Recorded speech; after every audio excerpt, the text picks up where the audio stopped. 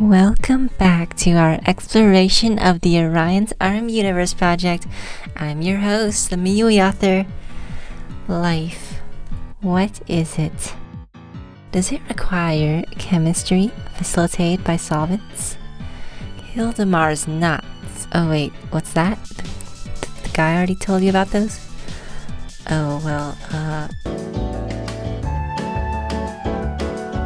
Does it require chemistry facilitated by solvents? Menexenes might disagree.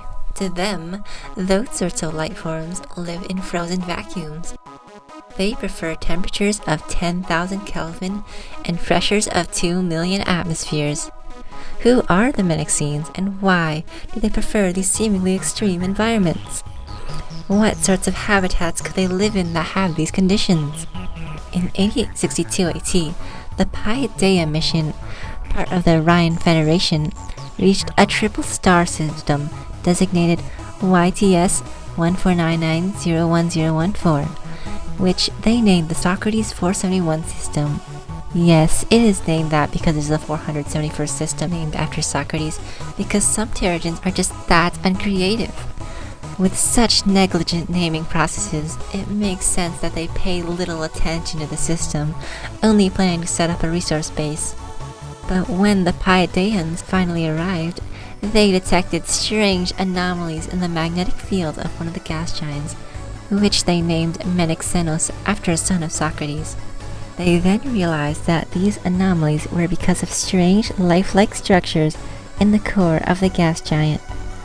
What are these structures? First, we have to understand the structure of a large Jovian-type gas giant. Deep inside the core of a gas giant, the pressures are so high that hydrogen becomes a liquid metal.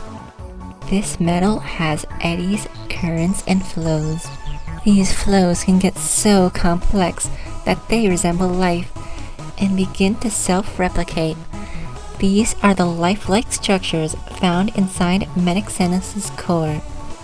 They transfer energy through magnetic reconnection and magnetic tension. They also use impurities in the liquid hydrogen to their advantage. These are small quantities of other elements. Helium and neon are especially important since they are noble gases, elements which are famously very hard to ionize, even inside the liquid hydrogen core of Menexenes.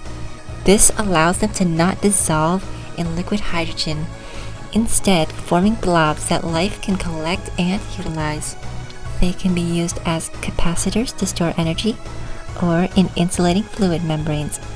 However, in the center of the core, the higher temperatures and pressures are enough to ionize the neon and helium, so any organisms that travel too deep will instantly die. Energy in the Menexenes ecology comes from the Kelvin-Helmholtz mechanism. When the planet Menexenes contracts, heat travels outwards from the core, producing convection currents in the liquid hydrogen. These split into rolls and eddy currents. There are two types of autotrophs, electrotrophs and kinetrophs. Electrotrophs harness the power of eddy currents to gain energy using nets kilometers long that branch out across the core.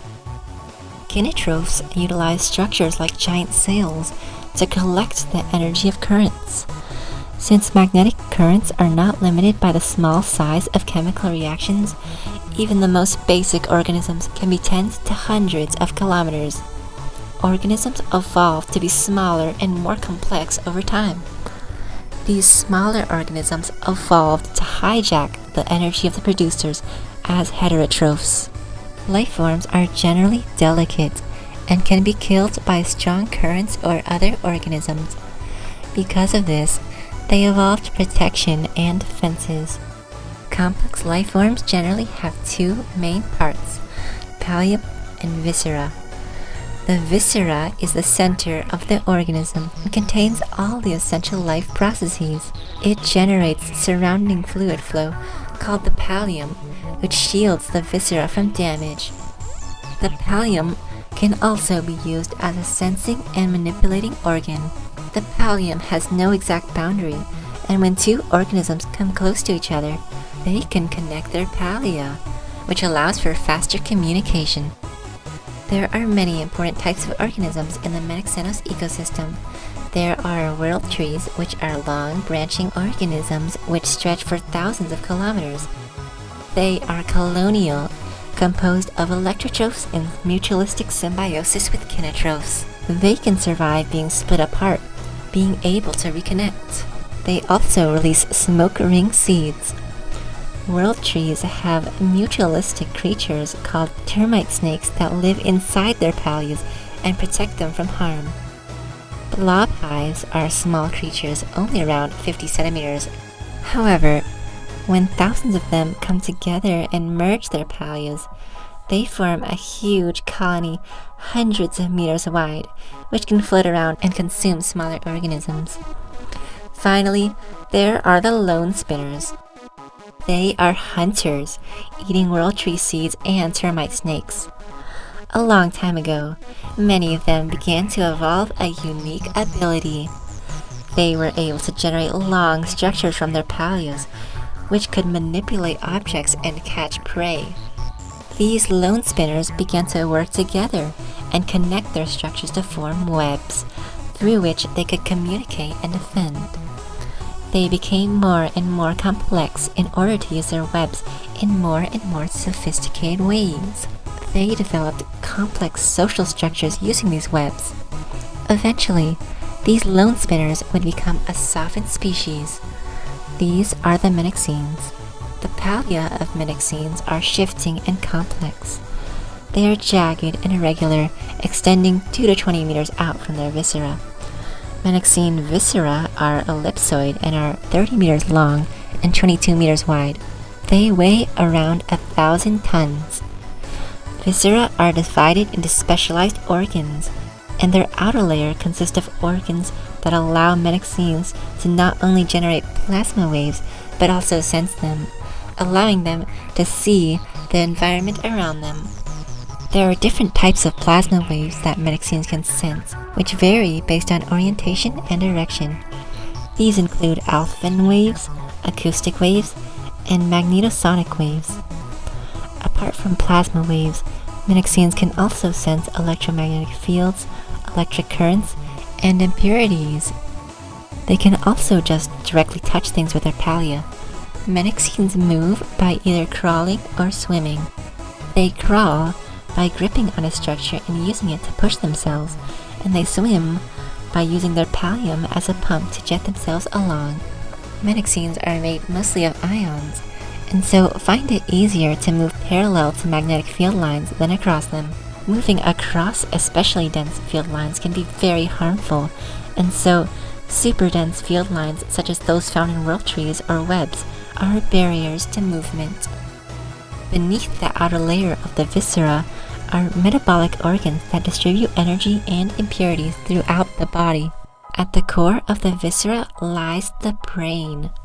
Menexenes have order 12 radial symmetry and 2 distinct ends.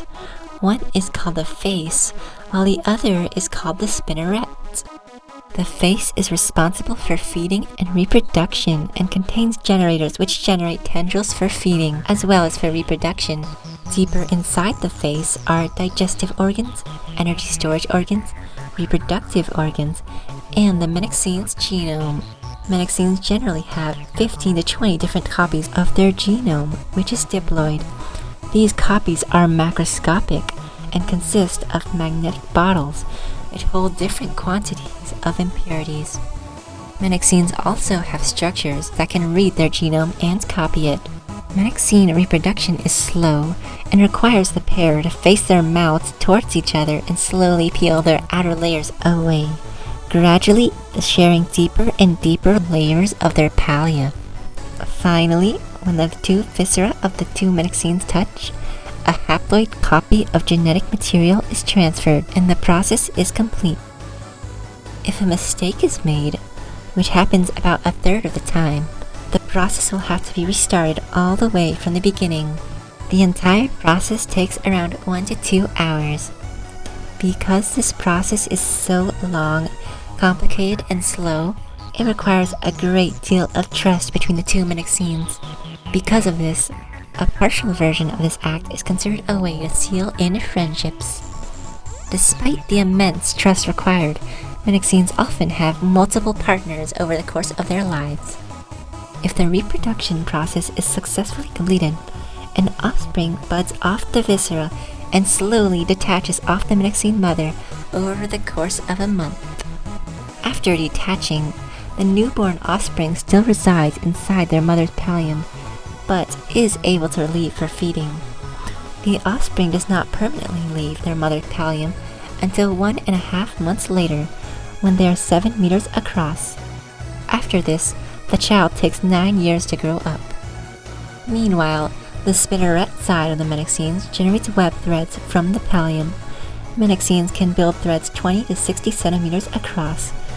These contain densely braided magnetic field lines with capacitors inside that sustain them. They may also have structures that release electrical discharges that stun prey.